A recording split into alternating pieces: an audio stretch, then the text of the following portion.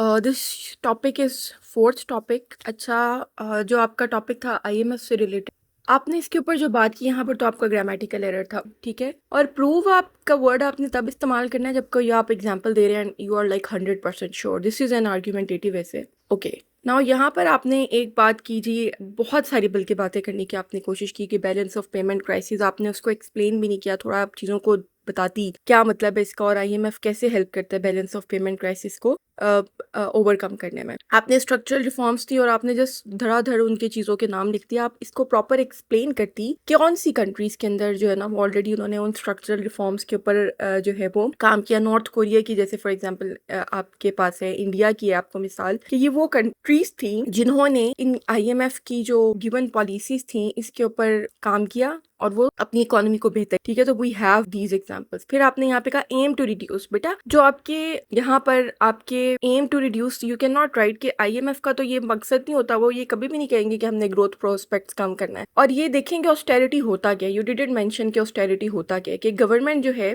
Sorry IMF जो है उसको अपनी it has to take back its money, so they increase their taxes but and they ask government to reduce the spending so that they may their money back. अब यहाँ पर the point is you are saying कि aim to reduce crisis, उनका तो ये M होता ही नहीं, तो ये आपका पूरा ही आगे वो पड़ेगा ही नहीं कि ये गलत। कंक्लूजन भी आपने कुछ ऐसा जिसको डेवलप नहीं किया हुआ था, इसमें आपको सारे पॉइंट्स को रीइंस्टेट करना होता है, फिर एक कंक्लूजन लिखना होता है, वो चीज़ आपने यहाँ पर नहीं की, ठीक है। तो जो मैंने आपको अब ये गलतियाँ बताई हैं, you have to work on them, okay.